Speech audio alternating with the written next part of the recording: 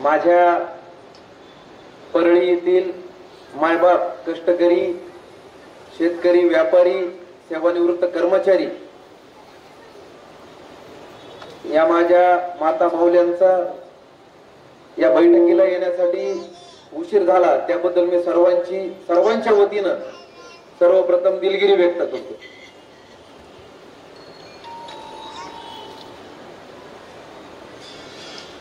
महाराष्ट्राचं कुलदैवत आई जगदंबेला वंदन, ज्या भूमीमध्ये मी उभा आहे, श्री क्षेत्र प्रभू वैद्यनाथाच्या चरणी सर्वप्रथम नतमस्तक होतो। हिंदवी स्वराज्याचे संस्थापक राजे शिवछत्रपती शिवाजी महाराज यांना मानाचा मुद्रा, ज्यांच्या संविधानावरती हा देश चालतो, भारतीय राज्यघटनेचे शिल्पकार डॉक्टर बाबासाहेब आंबेडकर, लोकशाहीर अण्णाभाऊ साठे, क्रांतीसूर्य महात्मा फुले, माता जिजाऊ, माता रमाई या सर्वच महापुरुषांच्या विचारांना विनम्रता अभिवादन करतो। आणि गेल्या वर्षभरापासून या ठेवीदारांच्या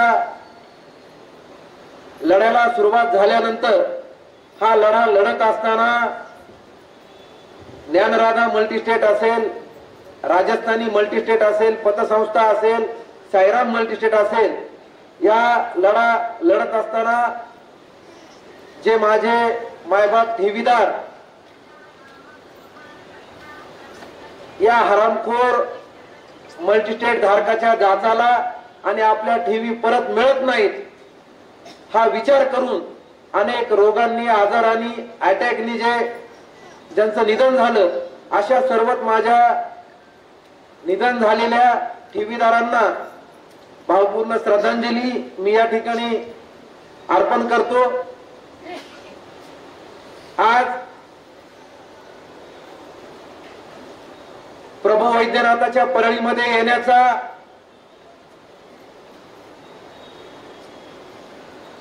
हा दुसरा योग आजच्या या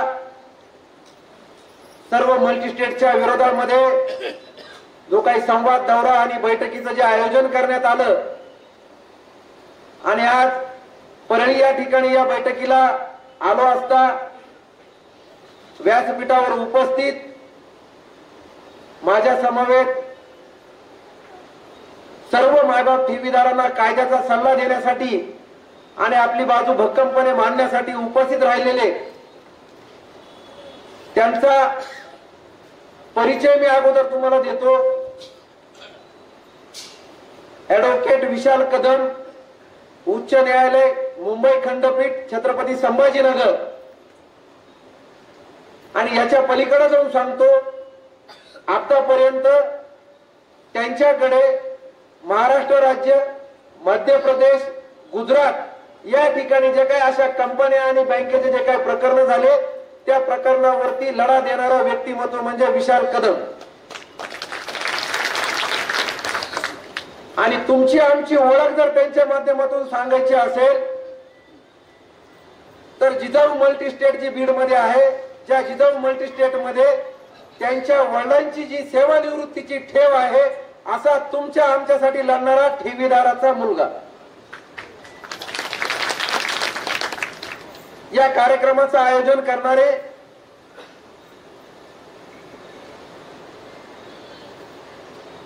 परळी ठेवीदार संघर्ष कृती समितीचे सेवकरामजी जाधव साहेब, आमच्या मुंडेताई, या व्यासपीठावर उपस्थित राहिलेले पंढरपूरहून आलेले ठेवीदार, नांदेडहून आलेले ठेवीदार आणि ज्यांच्या उपस्थितीमध्ये ही परळी या ठिकाणी ही बैठक संपन्न होत आहे, असा सर्वात अग्रेसर असणारा या परळीतील माझा मायबाप कष्टकरी ठेवीदार बंधूंनो आणि भगिनींनो, तुम्हा सर्वांना सर्वप्रथम नमस्कार। गेल्या 9 महिन्यापासून ही लढाई आपण रस्त्यावरची लढतोय. लढाई लढत असताना तुम्हाला आलेले अनुभव या ठिकाणी विशद झाले, मला आलेले अनुभव या ठिकाणी मी विशद करतोय. अनेकांच्या मुलींचे लग्न मोडले, अनेकांचे मुलं शिक्षण सोडून आपल्या गावी परत आले. कुणामुळे परत आले? या हरामखोर अवलादीमुळे आपले लेकरं परत आले. आपल्या मुलींचे लग्न मोडले आणि या हरामखोर अवलादी आईश करतायत. हरामखोर अवलादी वेगवेगळ्या मोठ्या मोठ्या आलिशान गाड्यामध्ये आजही फिरतायत. यांना पोलीस का अटक करत नाहीयेत? पोलिसांना काय प्रॉब्लेम आहे? आता इथं बोलत असताना प्रास्ताविकामध्ये आणि सूत्रसंचालकांना सांगितलं की प्रास्ताविक भावी आमदार करणार आहेत. मला हा प्रश्न पडला की आमदार कशामुळे संबोधलं? दौरा करत असताना एक गोष्ट लक्षात आली. मी आता ती विचार करत होतो. मराठवाड्यामध्ये आणि बीड जिल्ह्यामध्ये प्रत्येक विधानसभा क्षेत्रामध्ये 20 ते 25 हजार मतदारांची संख्या ही ठेवीदारांची. बसल्या बसल्या एक विचार आला की यांना भावी आमदार म्हणले. ज्याच्या मागे काळा कुत्रा नाही तोही भावी आमदार म्हणतोय. परंतु आपल्या पाठीमागे जर ठेवीदारांची ताकद उभी राहिली आणि जर आपल्या विधानसभेच्या अगोदर पैसे आले नाही तर ठेवीदाराची सुद्धा काय ताकद असते या विधानसभेला आपण दाखवून देणार.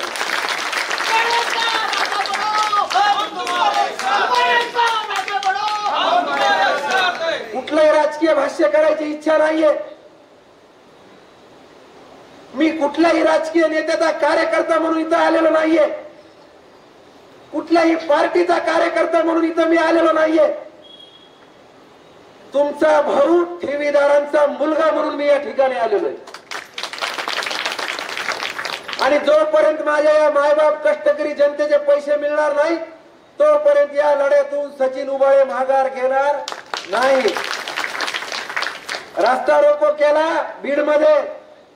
माझ्या सहित सेवकराम जाधव यांच्यावरती सुद्धा ठेवीदारांच्या हितासाठी जर माझ्यावरती गुन्हा दाखल होत असेल तर असे 1000 गुन्हे दाखल घ्यायला सचिन उबाळे कधी पुढे असणार आहे. आम्ही काय दरोडा टाकला होता? आम्ही काय तुमच्या दारात येऊन बसलो होतो? आम्ही न्याय हक्कासाठी रस्त्यावरती आलो, रितसर परमिशन घेतली. परंतु कारण काय दिलं तुम्हाला इथं सांगतो वकील साहेब. रस्ता रोकोला रितसर परमिशन घेतलेली असताना छत्रपती शिवाजी महाराजांच्या पुतळ्यापाशी जमा केला एवढंच कारण दिलं आणि आमच्या 6 जणांवरती बीड जिल्ह्यातल्या 6 विधानसभा क्षेत्रातले जे प्रमुख ठेवीदारांसाठी काम करतात आमच्यावरती गुन्हे दाखल केले. ठेवीदार बांधून तुमच्या माहितीच तो सांगतो. याला वाटलं याच्यावरती गुन्हा दाखल केला म्हणजे हे पोरगा आता पुढे आंदोलन करणार नाही. गुन्हा दाखल होणं माझ्यासाठी नवीन नाही. मी राजकीय सामाजिक क्षेत्रात काम करत असताना माझ्यावरती अनेक गुन्हे दाखल झालेले आहेत. दुसरी अजून महत्वाची गोष्ट, मी कुणाच्याही दबावाला बळी पडणार पोरग नाही. अनेक ठिकाणाहून फोन आले, लोकसभेला आले, लोकसभेच्या अगोदर आले. जोपर्यंत माझ्या ठेवीदाराचा प्रश्न मिटणार नाही तोपर्यंत आम्ही आमची ठाम भूमिका घेणार नाही. आजही मी या व्यासपीठावर सांगतो, जो आम्हाला पैसे मिळवून देईल आम्ही त्याच्या बाजूने खंबीरपणे उभा राहू. आपल्याला पैशाशी मतलब आहे? आपल्याला कोणत्या राजकीय पार्टीशी देणं घेणं नाही आहे का? आपल्याला जर उद्या म्हणले आम्ही तुमचे पैसे मिळवून देऊ, आम्ही तुमचीच आहे, बरोबर आहे ना? आम्हाला राजकारण करायचं नाहीये. परंतु एक सांगतो, ठेवीदारांची एवढी ताकद झालेली आहे, कुणाचाही टांगा पलटी करण्याची ताकद आज ठेवीदारांमध्ये निर्माण झालेली आहे. ठेवीदाराला हलक्यात घेऊ नका. आज या परळीमध्ये 2500 राजस्थानीचे ठेवीदार आहेत. 1000-1500 ज्ञानराजाचे ठेवीदार आहेत. म्हणजे 4000 ठेवीदारांची संख्या झाली आहे. एका कुटुंबामध्ये 4 माणसं असतात. किती संख्या झाली? 16000. त्यांचे मित्र जवळचा एक जिगरी दोस्त असतोच ना. तुम्ही जर ठरवलं तर काहीही होऊ शकतं, चित्र पलटू शकतं. या ठिकाणी एवढं सांगायचंय, गणपती विसर्जनाच्या अगोदर या देशाचे केंद्रीय राज्यमंत्री मुरलीधर अण्णा मोहोळ यांची भेट घेऊन तातडीनं मराठवाड्यातल्या मल्टीस्टेट वरती प्रशासक नेमण्याची मागणी वारंवार गेल्या वर्षभरापासून कागदोपत्री आपण त्यांच्या कार्यालयाशी करत होतो, परंतु गणपती विसर्जनच्या अगोदर पुण्यामध्ये त्यांची भेट घेऊन त्यांना ही इत्थंभूत माहिती दिली आणि मराठवाड्याची परिस्थिती त्यांना सांगितली। आणि दुसरी अतिशय महत्वाची गोष्ट त्यांना सांगितली की मराठवाड्यात तुमचं टमरळ वाजलेलं आहे, जर ठेवीदाराचा विषय मार्गी लागला नाही तर ते टमरळ सुद्धा शिल्लक राहणार नाही। आणि दुसराही शब्द तुम्हाला देतो, विधानसभेच्या अगोदर जर तुम्ही आम्हाला पैसे दिले, आम्ही तुमच्या बाजूने उभा राहू। आम्हाला आमच्या पैशाची मतलब आहे, जो आमचे पैसे देईल आम्ही त्याच्या पाठीमागे जाऊ। परंतु आंदोलन करत असताना काही अनुभव असे विचित्र आले। गेल्या वर्षभरामध्ये या बीड जिल्ह्यातला एकही राजकीय पुढारी या विषयावरती बोलला का? का तुमच्या कुणाला गरजच नाहीये का? कोणता राजकीय पुढारी बोलला? सगळ्यांनी आपल्याला गृहीत धरलेले। इथं ज्यांनी सांगितलं की टपरीवर बसून आपल्यावरती कॉमेंट्स करतात, आपल्यावरती हसतात, सगळ्यांचा हिशोब होणार आहे। बीड जिल्ह्यासह मराठवाड्यातल्या एकाही राजकीय पुढाऱ्याला ह्या प्रश्नाची देणं घेणं राहिलेलं नाही। परंतु आता 1.5 महिन्यावरती विधानसभा आल्यानंतर जी रिपोर्टिंग प्रत्येक राजकीय पुढारी मला फोन करतोय,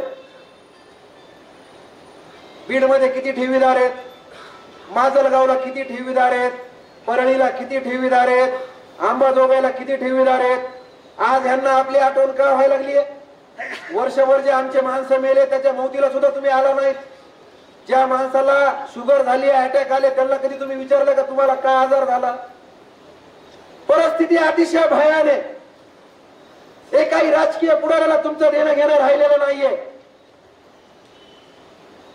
तुमच्या प्रश्नासाठी हे सर्वसामान्याचं पोरग ज्या ज्या वेळेस आंदोलनाला आलं, माझ्यावरती दबाव टाकण्याचा 100% प्रयत्न झाला, पण तुमच्या रूपाने जी शक्ती माझ्या पाठीमागे राहिली त्याच्यामुळे या हरामखोरांच्याही दबावाला मी बळी पडलेलो नाहीये। हे मल्टीस्टेट वाल्यांकडे किती पैसा आहे? माझ्या जीवाचं सुद्धा हे बरं वाईट काही करू शकतात।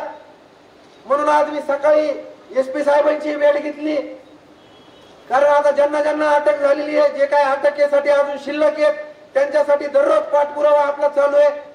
आता 2 हरामखोर अवलादी अटक करायच्या राहिल्यात। प्रमुख ज्ञानराजाची अर्चना कुठे आणि तुमचा चंदू बियाणी। एक दिवशी पोलीस प्रशासनाला चंदू बियाणीचं लोकेशन दिलं मी, एका राजकीय राष्ट्रीय पक्षाच्या कार्यालयावरती चंदू बियाणी होता। पोलीस प्रशासनाला सांगितलं, परंतु तिथेही त्याचं कुणी असेल त्याला लगेच निरोप गेला की तुमची टीप आली आहे। चंदू बियाणी तात्काळ ते कार्यालय सोडला आणि फरार झाला। परंतु पळून पळून कुठपर्यंत पळणार आहे? त्याच्या ज्या काही प्रॉपर्टी आहेत, बन्सल क्लासेस जे होतं, ज्या प्रॉपर्टी होत्या, जे प्लॉट होते, 10 लाखाचा प्लॉट ठेवीदार माझा 20 लाखाला कसा घेणार आहे? ज्या काय तुमच्या सेटलमेंटच्या गोष्टी, जे काय तुमचे माणसं मार्केटमध्ये फिरतात, मी याच्या अगोदरही सांगितलंय, या हरामखोर अवलादीला भीक घालायची नाही। आपला रस्त्यावरचा संघर्ष आणि न्यायालयीन संघर्ष आता दोन्ही त्याच तीव्रतेने आपण लढतोय। आणि जोपर्यंत आता या पोलीस प्रशासनालाही अल्टिमेटम आहे, अर्चना कुटे आणि चंदूलाल बियाणीला जर 8 दिवसामध्ये अटक जर नाही केलं तर जसं आता वकील साहेबांना सांगितलंय, महाराष्ट्राच्या जेलमध्ये फक्त 25,000 कैदी राहू शकतात। परंतु मी याच्याही पुढचं तुम्हाला सांगतो,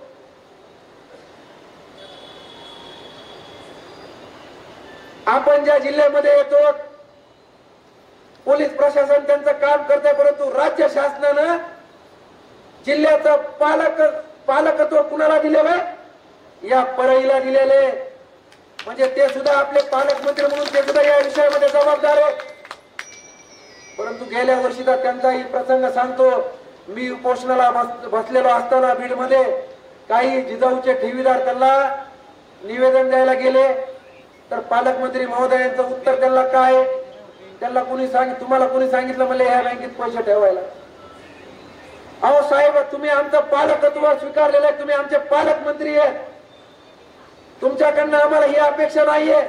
तुम्ही आमचं निवेदन स्वीकारलं पाहिजे, तुम्ही त्याच्यावरती मार्ग काढला पाहिजे, तुम्ही आमची सहकार मंत्र्याबरोबर बैठक लावली पाहिजे, तुम्ही आमची उपमुख्यमंत्र्याबरोबर बैठक लावली पाहिजे, मुख्यमंत्र्याबरोबर बैठक लावली पाहिजे, देशाच्या अर्थमंत्र्याबरोबर तुम्ही आमची बैठक लावली पाहिजे. आणि तो आमचा अधिकार आहे तुम्हाला म्हणायचा. तुम्ही आम्हाला असं म्हणू शकत नाहीत. आणि तुम्हाला जर तुम्ही जर तसं म्हणून जर ठेवीदाराला हिनवत असताल तर जसं आता लोक म्हणतात परळी सुद्धा दाखवून देईल लोकसभेला काय झालंय, विधानसभेला सुद्धा चित्र बनवायला वेळ लागणार. बरोबर आहे ना? मी बरोबर बोलतोय का खोटं बोलतोय? जो आमच्या मदतीला आम्ही त्याच्या मदतीला, जो आमच्या ठेवीदाराच्या मदतीला येईल आम्ही त्याच्या मदतीला नक्कीच जाऊ. आणि तुम्ही आमच्यासाठी पुढे या. तुम्ही पालकमंत्री आहेत, तुम्ही पुढाकार घेतला पाहिजे जिल्ह्याच्या वतीनं. तुम्ही हा प्रश्न मार्गी मांडला पाहिजे. अहो वर्षभरामध्ये तुमचं एक तरी स्टेटमेंट आहे का ठेवीदारासाठी? ठेवीदार काय एवढा रस्त्यावर पडलेला आहे का? नाही, त्या विषयामध्ये तुमचे स्टेटमेंट येतात, ह्याला मदत त्याला मदत, हा कार्यक्रम तो कार्यक्रम. मग ठेवीदारासाठी तुम्ही का बोलत नाहीत? याच्या पाठीमागं काय गोड बांगाल आहे का? चंदू बियाणीला तुमचा पाठिंबा आहे, कुटेला तुमचा पाठिंबा आहे, त्या शाहीनाथ परभणीला तुमचा पाठिंबा आहे? हा माझा फक्त सवाल आहे. आम्हाला तुम्हाला राजकीय विरोध करायचा नाहीये.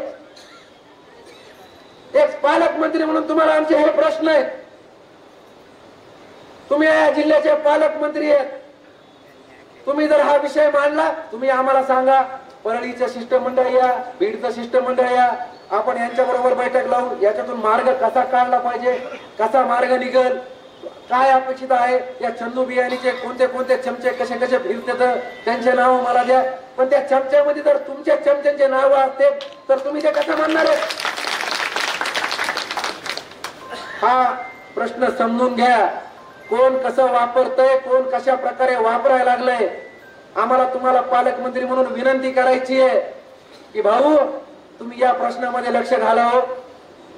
आतापर्यंत राजस्थानीच्या संदर्भातले 3 बळी गेलेत, ज्ञानराजाच्या संदर्भामध्ये 14 बळी गेलेत, सायरामच्या प्रकरणामध्ये 3 बळी गेलेत. म्हणजे अजून किती बळी या मल्टीस्टेटच्या प्रकरणामध्ये जाणार आहेत? ऊसतोड कामगारांच्या आत्महत्येचा जिल्हा म्हणून जो बीड जिल्हा ओळखला जातो, भाऊ तुम्ही पालकमंत्री आहेत. जर पैसे जर नाही मिळाले तर महाराष्ट्रामध्ये मल्टीस्टेटच्या ठेवी परत न मिळाल्यामुळं आत्महत्या करणारा जिल्हा म्हणून या महाराष्ट्रामध्ये या बीड जिल्ह्याची ओळख होणार आहे.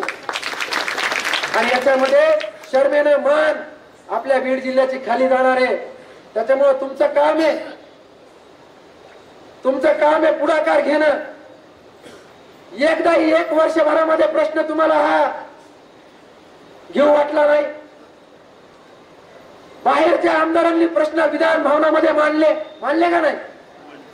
महाराष्ट्रातल्या विविध विधानसभा क्षेत्रातल्या आमदारांनी हिवाळी अधिवेशनामध्ये मल्टीस्टेटचे प्रश्न मांडले. आणि बीड जिल्ह्यातला एकही आमदार या प्रश्नावरती बोलायला तयार नाही. बाहेरच्या आमदारांना इथे येऊन उभं राहायचंय का? बाहेरच्या आमदारांना आपलं मतदान मिळणार आहे का? समजून घ्या, बीड जिल्हा हा क्रांतिकारी विचारांचा जिल्हा आहे. आणि तुम्ही जर आम्हाला एवढं हलक्यामध्ये घेणार असाल तर या जिल्ह्यामध्ये आता येणाऱ्या दिवसामध्ये क्रांती झाल्याशिवाय राहणार नाही. आणि क्रांती हा माझा मायबाप कष्टकरी गोरगरीब जनता करणार आहे. अहो वाईट वाटलं, ही आजी ज्यावेळेस मला दवाखान्याचे कागद दाखवतीये. आणि परळीमध्ये जर ही परिस्थिती असेल, पालकमंत्र्याच्या गावामध्ये ही जर परिस्थिती असेल तर जिल्ह्याचा पालकमंत्री म्हणून घेण्याचा तुम्हाला काही अधिकार नाहीये. आणि मी कुणाच्या दबावाला घाबरणारा पोरगा नाहीये.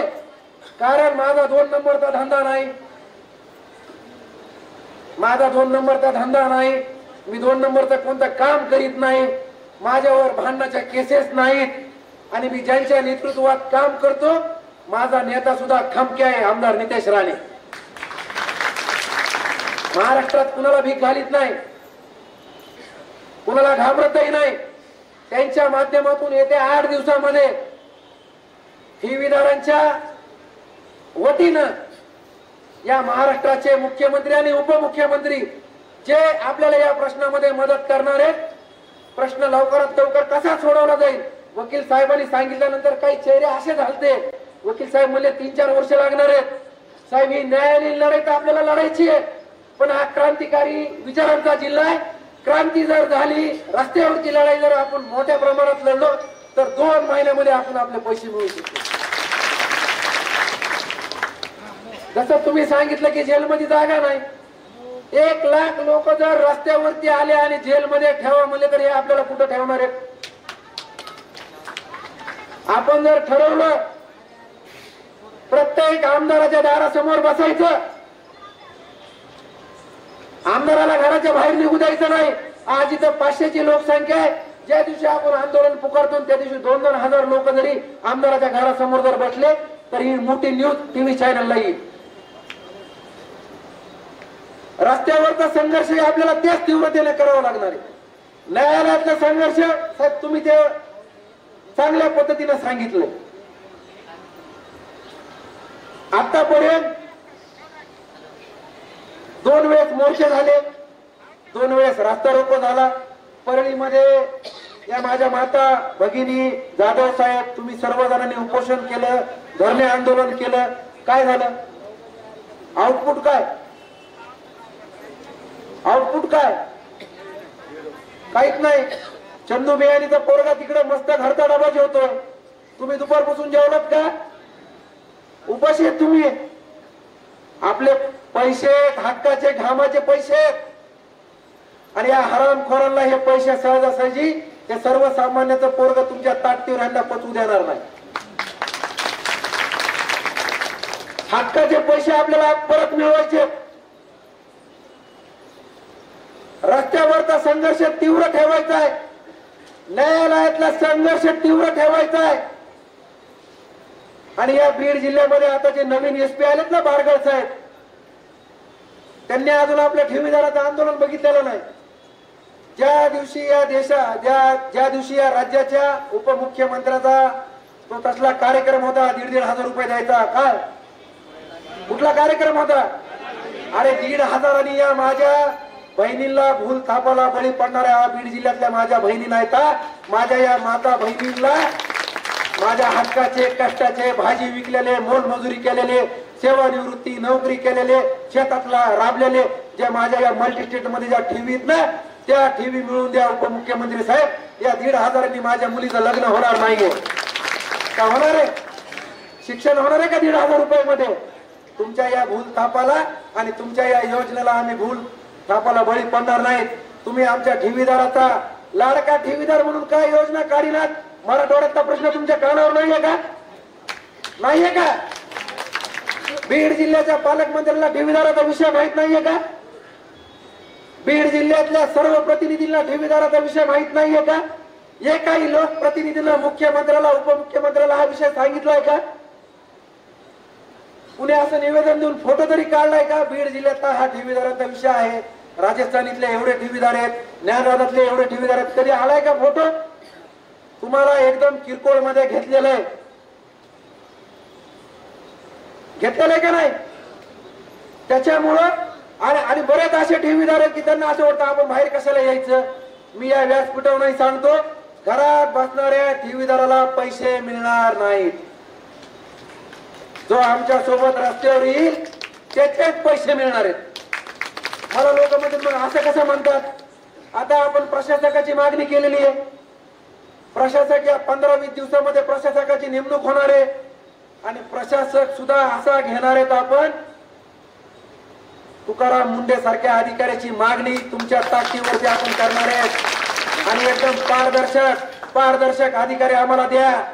या हरामखोरांच्या प्रॉपर्ट्या सील करा, त्यांचा लिलाव करा आणि मार्केटमध्ये जो काही रेट आहे त्या रेट पेक्षा 1-2 रुपये फक्त कमी ना त्या प्रॉपर्ट्या विकायच्या. नाहीतर हे प्रशासक सुद्धा काय करतात माहिती का? त्यांच्यात बागड बल्ले मार्केटमध्ये सोडतात. 1 रुपयाची प्रॉपर्टी 25 पैशाला.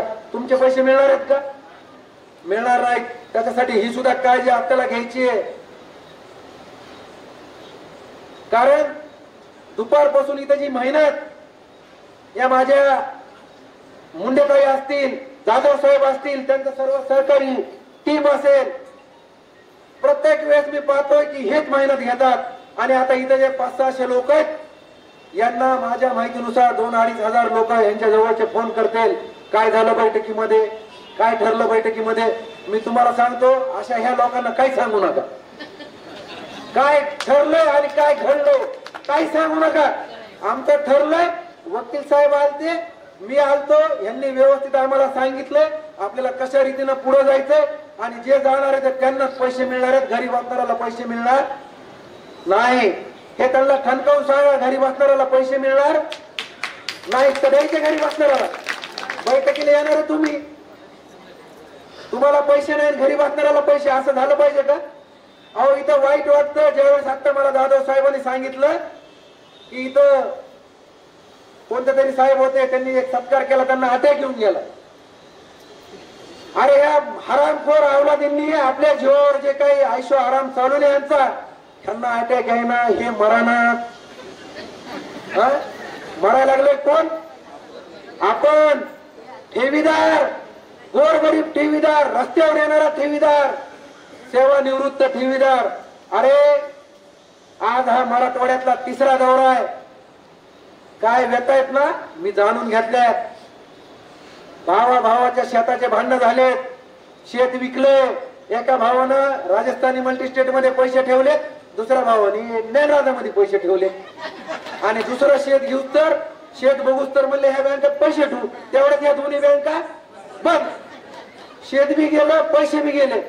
आणि 8 दिवसापूर्वी बीड मध्ये मानसोपचार तज्ञ डॉक्टर मोगले आणि बागलाने, मी सहज त्यांच्याकडे गेलो होतो. अरे जो काही इफेक्ट झालाय ना, जे काही परिणाम झाला ना, तो फक्त ठेवीदारावर झालाय, हे हरामखोर अवलादीवर झाला नाही. आज मोगले आणि बागलानेकडे जर पेशंट कुणाचे वाढले असेल ना, त्याचे ठेवीदार वाढलेत. बसल्या बसल्या बोटावर पैसे मोजतेत, तो ठेवीदार आहे. झोपीमध्ये बडबड करतो, तो ठेवीदार आहे. रात्री 2-3 वाजून तर झोपत नाही, तो ठेवीदार आहे. मुलीचं लग्न होत नाहीये, मुलीचा पाहुणे येते परंतु पैसे बँकेमध्ये, त्याच्यामुळे न झोपणारा हा मुलीचा बाप आहे. मुलगा पुणे मुंबईला शिकायला आहे, मुलाची फीस भरण्याला पैसे नाहीयेत, रात्र रात्र झोप नाही येणारा तो त्या मुलाचा बाप आहे. आणि ह्या हरामखोर अवलादी आपल्या जीवावरती आयशो आराम करतात. ह्या हरामखोराला तर सुट्टी द्यायची नाही. मला 1-2 जण म्हणले की त्यांनी पैसे दिल्यावर त्यांची जामीन होईल ना. मी म्हणलं जामीन होईल त्यांचा पैसे आमच्या आल्यानंतर, परंतु त्यांना सुट्टी मिळणार नाही. जेवढा त्रास आपल्याला झाला तेवढा त्रास त्यांना द्यायचा आहे. आणि माझं म्हणणं एकच आहे, आम्हाला आमचे पैसे द्या. आमचा लढा कशासाठी आहे? आमचा लढा पैशासाठी आहे. आमचा लढा, आम्हाला आजही वाटतं की तुमची जामीन झाली पाहिजे, परंतु कधीही हरामखोरांनो आमचे पैसे दिले अशी नाही. कोर्टातून परमिशन घेतात, घरचा डब्बा त्यांना पोहोचवतो. आज तुम्ही दुपारपासून उपाशी आहेत, त्यांना फळ फ्रूट कॅरेट मध्ये जातात वकील साहेब. आपल्याला याच्यावरती देखील जर काही करता आलं ना, तर ते पण आपण त्या, मला वाटतं कोर्टाच्या माध्यमातून तो अर्ज करावा की या हरामखोराला घरचा डब्बा बंद झाला पाहिजे, फळ फ्रूट बंद झाले पाहिजेत, डॉक्टरचं चेकअप यांचं बंद झालं पाहिजे, ह्याला सरकारी दवाखान्यातलं चेकअप भेटलं पाहिजे. काय होत नाही, मल्टीस्टेटचा चेअरमन मिळाला तर काय होणार आहे? बाकीचे आहेत ना, त्यांची प्रॉपर्टी आहे. आपल्या घरातला एखादा कुटुंब प्रमुख वारल्यानंतर वारस प्रमाणपत्रानुसार दुसऱ्याच्या नावावर प्रॉपर्टी लागते का नाही? मग ह्यांना जर आयशो आराम जर तिथं जेलमध्ये भेटत असेल तर हे म्हणतील की इथं सुखाने आपण राहतो, बरोबर आहे ना. परंतु यांना सुखाने जगू द्यायचं नाही जोपर्यंत या माझ्या कष्टकरी मायबाप, शेतकऱ्याचे, कष्टकऱ्याचे, व्यापाऱ्यांचे, सेवानिवृत्त कर्मचाऱ्याचे पैसे जोपर्यंत येणार नाहीत तोपर्यंत यांना सुट्टी नाही. आणि सर्वात महत्वाची गोष्ट, येणाऱ्या 15-20 दिवसामध्ये आचारसंहिता लागणार आहे. आचारसंहिता लागण्याच्या अगोदर शासनाने आमचा काहीतरी चांगला निर्णय घ्यावा. तुम्हाला वेगवेगळ्या विषयावरती तुम्हाला शिष्टमंडळ पाठवायला माणसं आहेत, बरोबर आहे. या मराठवाड्यामध्ये 2-3 आंदोलन चालू आहेत. मला त्या आंदोलनाविषयी बोलायचं नाहीये. जो तो प्रत्येकाचा स्वतंत्र भाग आहे, ज्याला त्याला आपल्या जातीविषयी कळवा आहे. एक मराठा आरक्षण चालू आहे, एक ओबीसी आरक्षण चालू आहे, परंतु या दोन्ही विषयापेक्षा या मराठवाड्यामध्ये जर सगळ्यात पोटतिडकीचा कोणता विषय असेल तर तो आमच्या ठेवीदाराच्या पोटाच्या आरक्षणाचा विषय चालू आहे. अरे याच्याकडे तुम्हाला महाराष्ट्रातल्या मंत्र्याला बघायला वेळ नाहीये, महाराष्ट्रातल्या मराठवाड्याच्या लोकप्रतिनिधीला या विषयाकडे बघायला वेळ नाहीये, परंतु हा बीड जिल्हा क्रांतिकाराचा जिल्हा आहे. या बीड जिल्ह्यातला जर विषय पेटला तर महाराष्ट्र पेटतो हा इतिहास आहे. आणि आता आम्ही सर्व छत्रपती शिवाजी महाराज यांना मानाचा मुद्रा, या आंदोलनाचं नाव काय? लढा. ज्यांच्या संविधानावरती हात सामान्यांसाठी कोणत्याही राजकीय पक्षाचा बॅनर नाहीये, कोणती राजकीय पुढाऱ्याचं नेतृत्व नाहीये, सर्व नेतृत्व तुमचं. या लढ्याला नेतृत्व तुम्ही, या लढ्याची ताकद ठेवीदार आहे म्हणून आम्ही लढतोय. आणि ही ताकद, हा लढा आपल्याला तीव्र करण्यासाठी तुमची ताकद आणि एकजूट या अशीच राहू द्या. परळीमध्ये सेवकराव जाधव असतील, मुंडेताई असतील, सर्वजण तुम्ही यांच्या पाठीशी वारंवार ज्या ज्या वेळेस आपल्याला रस्त्यावरची लढाई करावी लागणार आहे त्या रस्त्यावरच्या लढाईसाठी तुम्हाला यावं लागणार आहे. आपल्यावरती काही होत नाही हो. कोण केस करणार आहे, कोण आपल्याला लाठी हल्ला करणार आहे का? बरं, उद्याला लाठी हल्ला सगळ्यात पहिली लाठी हा सचिन उबाळे खाईल, ठेवीदारासाठी सगळ्यात अगोदर. तुमच्यासाठी मी माझ्या जीवाची बाजी 2 वेळेस लावली. आमरण उपोषण 8-8 दिवस केलं. 8-8 दिवस आपल्याला कागदावरती त्यांनी लिहून दिलं. 8 दिवसात होणार. राजस्थानीचा तुमचा तो कुलकर्णी आला होता बीडला, बरोबर ना? बायटी गायब आहे, चंदूलाल बियाणी गायब आहे. त्याचा तो भाऊ कोण आहे? तो जाणल्यावाला चंदू बियाणीचा भाऊ जगदीश बियाणी आला होता. आता हे तोंड दाखवत नाहीत, तोंड लपून फिरतायत. या हरामखोर अवलादींना एकच सांगायचंय, तुम्ही आमच्या या मायबाप कष्टकरी जनतेचे जोपर्यंत पैसे देणार नाहीत तोपर्यंत हा लढाई थांबणार नाही आणि तुम्हाला सुट्टी सुद्धा मिळणार नाही. त्याच्यामुळं येणाऱ्या काळात जे जे काही आपल्याला आंदोलन करावं लागणार आहे, जी जे काही न्यायालयीन लढाई लागणार आहे, त्याच्यासाठी ऍडव्होकेट विशाल कदम जे आपण न्यायालयीन लढाई लढण्यासाठी त्यांना आपण ठेवीदाराच्या वतीनं नियुक्त का केलं हे मुद्द्यावर येतो. काही वकिलांनी बाजार लावलाय, काही वकिलांनी धंदा लावलाय. अनेक ठेवीदाराचे फोन येतात. आता समजा आजी सारख्या आजीने जर मला फोन लावला, बाबा माझे 5 लाख रुपये मी कोर्टामध्ये गेलते, वकील मला म्हणला 2% पैसे द्या, तुमची केस दाखल करून घेतो. 5% किती रुपये झाले? 10,000 रुपये. आजीची परिस्थिती आहे का? 10,000 रुपये आता द्यायचे, जेव्हा पैसे येते तेव्हा 8% द्यायचे. हा काही जणांनी व्यापार लावलाय. केस दाखल करायला किती खर्च येतो याची शहानिशा करण्यासाठी आम्ही छत्रपती संभाजीनगरला गेलो. हायकोर्टामध्ये 2-3 वकिलांशी सल्ला मसलत केला जाधव साहेब. इंडिव्हिज्युअली म्हणजे प्रत्येकाची केस दाखल करायला खर्च येतो. एका वकिलाचा एस्टिमेट आला 1180 रुपये आणि एकाचा आलं 1260 रुपये. किती आलं? दाखल करायला लढाईचं फीस वगैरे वेगळी. मग मी वकील साहेबांना हेही तिथं प्रॅक्टिस करतात, कारण ह्यांच्या वडिलांचा माझा परिचय, हेही माझे मित्र. मी यांना फोन केला, मी म्हणलं मी अशा वकिलांशी माहिती घेतली, त्यांनी आम्हाला एवढा खर्च सांगितला. मी म्हणलं मी मराठवाड्यामध्ये 2 वेळेस गेलोय, ठेवीदारांची एवढी संख्या आहे, तुम्हालाही समाजकारणाचा छंद आहे. आपण जर ठेवीदाराच्या वतीनं जर वकीलपत्र आमचं स्वीकारलं तर आम्ही ठेवीदाराच्या वतीनं ठेवीदाराला एक विनंती करू शकतो की सरसगट 1500 रुपये तुम्हाला आम्ही देऊ, परंतु तुम्ही हायकोर्टापासून ते सुप्रीम कोर्टापर्यंत परत आम्हाला 1 रुपया सुद्धा मागायचा नाही. ते मला म्हणले मग माझ्या फीसचं कसं? त्यांनी प्रश्न केला तर समोर, माझ्या फीसचं कसं? मी म्हणलं साहेब तुम्ही आम्हाला लवकरात लवकर पैसे आणून द्या. माझा ठेवीदार फुलाची पाकळी ज्या दिवशी आमच्या हातात पैसे येतील त्या दिवशी तुमचा मोठा सत्कार करू आणि तुमच्या ऑफिसला येऊन आम्ही आमची फीस जमा करू. माझ्याजवळ ठेवीदाराचे 10 लाख रुपये तुम्ही मिळून दिले तर माझा ठेवीदार 5-50 हजार रुपये तुम्हाला द्यायला मागे पुढे मागणार नाही. डुबलेले पैसे बरोबर आहे. परंतु साहेब आमच्याकडे 50,000 रुपये द्यायला तुमच्याकडे नाहीत. त्याच्यामुळे 1500 रुपयामध्ये त्यांना विचारलं बाबा तुमची मी तयारी का? नाही तर तारीख लागल्यानंतर वकील काय करतात? तिकिटाला 200 आणा, बरोबर ना? नाही तिकिटाला 200 आणा, तिकीटच घेऊन या. ते पुन्हा खालच्या फाईलला ठेवतात, ते दुसऱ्या त्यांच्या फाईलला लावतात. त्यांच्या ऑलरेडी आपले तिकीट लावलेले असतात. परंतु वकील काय करतात? 200चे तिकीट आणा. त्यांना म्हणलं साहेब असं काय करू नका. ते म्हणले माझ्या वडिलांची व्यथा मी पाहिलेली, त्यांचे वडील सेवानिवृत्त कर्मचारी आहेत. त्यांनी मला ज्यावेळेस मी त्यांना हा प्रश्न मांडल्यानंतर त्यांनी मला त्यांची व्यथा सांगितली. तर मी या प्रभू वैद्यनाथाच्या चरणी नतमस्तक होऊन तुम्हाला सांगतो की आपल्याला 1500 रुपयामध्ये लढणारा वकील भेटणार नाही. त्यांना म्हणलं साहेब तुम्हाला आम्ही 1500 रुपयाच्या तर खर्चाचे सुप्रीम कोर्टापर्यंत तुम्हाला लढावं लागणार आहे. कारण चंदू बियाणी बी अरबी समुद्र आहे, कुठे बी अरबी समुद्र आहे, कुठे नाही तर दिल्लीचे वकील आणलेत, चंदू बियाणी बी मुंबईचे वकील आणलेत. माहिती का तुम्हाला? चंदू बियाणी मुंबईचे वकील आणलेले माहितीत का?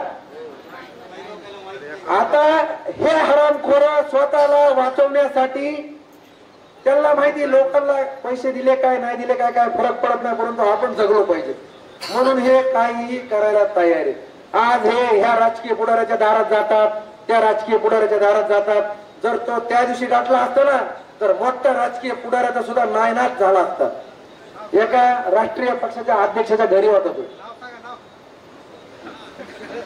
सेवकराम जाधव साहेबांना तुम्ही म्हणलात ना भावी आमदार आहे, आपल्याला राजकारण करायचं नाहीये, पण विधानसभेच्या अगोदर जर प्रश्न नाही निघला तर त्या राष्ट्रीय अध्यक्षाचं नाव ह्या व्यासपीठावर सांगत आणि त्याचा परिणाम 25,000 मतामध्ये तर 100% होईल आणि परिवर्तन होईल. आपण मुद्द्याच्या बाहेर चाललो, परंतु आपल्याला महत्वाचा मुद्दा आहे वकील साहेब.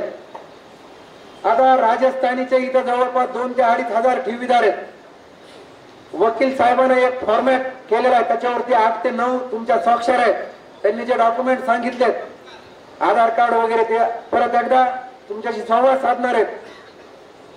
परंतु मी जाधव साहेब असतील, मुंडेताई असतील आणि त्यांना मदत करणारे जे आमचे सर आहेत यांनाही मी विनंती करेल की परळीची जबाबदारी, न्यायालयीन जबाबदारी सुद्धा तुम्ही घ्यायची आहे. आणि आता आम्ही अंबाजोगाई असेल, केज असेल, लेकनूर असेल, नांदुरघाट असेल, या प्रत्येकाला 28 तारखेची आपला 28 तारीख आपण लास्ट दिलेली आहे. 28 तारखेला ते फॉर्म आपण स्वीकारणार आहे. 28 तारखेपर्यंत वकील साहेब त्याच्याबद्दल एक परत 5 मिनिटात तुम्हाला सांगणार आहेत. जाधव साहेबही तुम्हाला सांगतील. म्हणून ऍडव्होकेट विशाल कदम साहेब यांना आपण त्यासाठी नियुक्त केलेलं आहे. आपले पैसे आले त्यांना त्यांची फीस देताल ना. तुम्हाला हे अग्री का त्यांना 1500 रुपये देणं, ते 1500 बी का द्यायचे हे मी सांगतो. समजा आता जाधव साहेबाचे 5 लाख रुपये त्यांच्या एकट्याच्याच नावावर आहेत, बरोबर, आणि माझ्या ह्या साहेबाचे 10 लाख रुपये, परंतु त्यांनी घरातल्या 10 व्यक्तीच्या नावावर 1-1 लाख रुपये केले. हा ना मग 10 अपडेट म्हणजे 10 अपडेट म्हणजे 10 कागद वेगवेगळे आले. जाधव साहेबाचा एकच कागद आला. ह्या कागदाचा विषय वाढतो, कुणाचे 50 अपडेट, म्हणून मग ह्याचे त्याला ऍडजस्ट म्हणजे आपण ह्याच्यामध्ये सुद्धा ऍडजस्टमेंट करतोय. म्हणून त्यांनाही विनंती केली साहेब 1500 रुपयाच्या वरती तुम्हाला काय कोणी पैसे देणार नाही. ज्या दिवशी पैसे आमचे तुम्ही मिळवून देताल, रस्त्यावरची लढाई लढायला आम्ही तयार आहोत, न्यायालयीन लढायला तुम्ही. आणि त्यांचे मध्य प्रदेश, गुजरात मध्ये जे प्रकरण चालू आहे, आता कुठेचा तो वकील आहे का, कुठेचा वकील ह्यांना वकील आपण नियुक्त केल्यापासून ते थोडं परेशान झाले. कारण ह्यांचं काय, न्यायमूर्ती कोळशे साहेब, PB सावंत साहेब यांच्या मार्गदर्शनाखाली हे काम करतात. न्यायमूर्ती कोळशे साहेब माहितीत ना, म्हणजे कमी वयामध्ये जास्त अभ्यास असणारा हे व्यक्तिमत्व आहे. आणि दुसरी गोष्ट, एक ठेवीदाराचा मुलगा असल्यामुळे ठेवीदाराच्या व्यथा काय आहेत हे त्याला चांगल्या प्रकारे त्यांना माहिती आहे.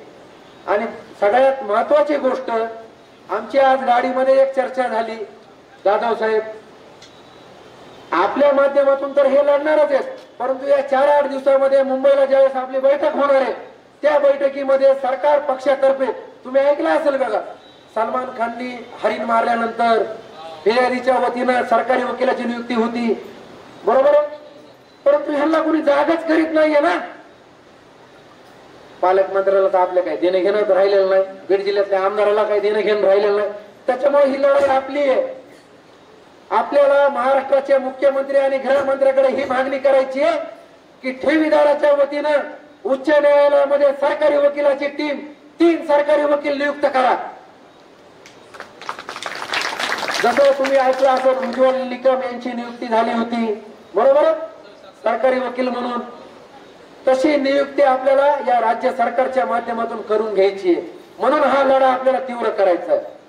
त्याच्यासाठी तुमची साथ, तुमचं सहकार्य वारंवार ज्या पद्धतीने तुम्ही केलेलं दिलेलं असं सहकार्य तुमचं माझ्या पाठीशी राहू द्या. तुमचा एक रुपया भेटूच तर ही लढाई थांबणार नाहीये आणि मी कुणाच्याही दबावाला बळी पडणार नाही. मला एक दोघं जण म्हणले परळीला चालला हिशोबात व्हायला. अरे बाबा परळीत सगळे आपलेच माणसं आहेत ना, भाऊ बी आपलेच आहेत, ताई बी आपल्याच आहेत, विरोधातले बी आपलेच आहेत. तेवढं नाही का पाहिजे आमचं काही ठेवीदारात म्हणतात नाही पाहिजे. आमचे तर उमेदवार काय आहे दादा बरोबर आहे का? जर आमचे पैसे जर तुम्ही मिळवून दिले तर आमचा उमेदवार तुमच्या संग फिरवून, जर आमचे पैसे नाही दिले तर तुमचा टांगा पलटी केल्याशिवाय आम्ही राहणार नाही बरोबर आहे. त्याच्यासाठी तुमची वज्रमूठ, तुमची ताकद या लढ्याच्या पाठीमागे राहू द्या आणि पाठीमागं पुढं परळीच्या चारही बाजूला आपला आवाज एकदा गेला पाहिजे.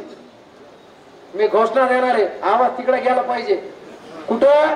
चारही बाजूला, तिकडं नाही चारही बाजूला. पुन्हा म्हणतील म्हणून तिकडेच म्हणत होता चारही बाजूला. छत्रपती शिवाजी महाराज की. दुपारपासून बसलेला त्याच्यामुळे आवाज जरा कमीच वाटायला लागला. हात वरती करून घोषणा द्यायची, हात वरती करून. लोणकर साहेब जरा हा फोटो घ्या, हा पेपरला देऊ, इकडून द्या वरून येऊ. वज्रमुठ करायची आहे आपल्याला, वज्रमुठ.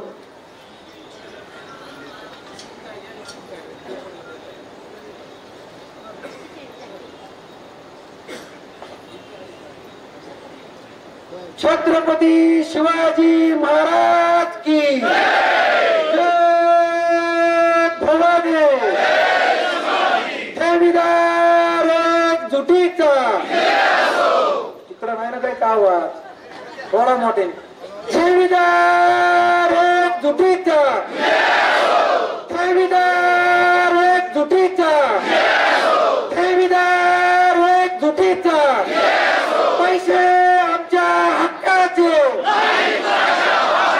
अरे या चंदू बियाणीचं करायचं काय? अरे या सुरेश कुठेचं करायचं काय? या चंदू बियाणीचं करायचं काय? शेवटची घोषणा द्या. आवाज तिकडे गेलाय, आता ते उतरून बघत असेल कोणाचा आहे तर आता दोन हातावरी करा. ठेवीदार एकजुटीचा, ठेवीदार एकजुटीचा. असंच पाठबळ, अशीच साथ आणि असाच आशीर्वाद कायम सदैव पाठीशी राहू द्या एवढं त्या ठिकाणी सांगतो आणि थांबतो. जय हिंद, जय महाराष्ट्र.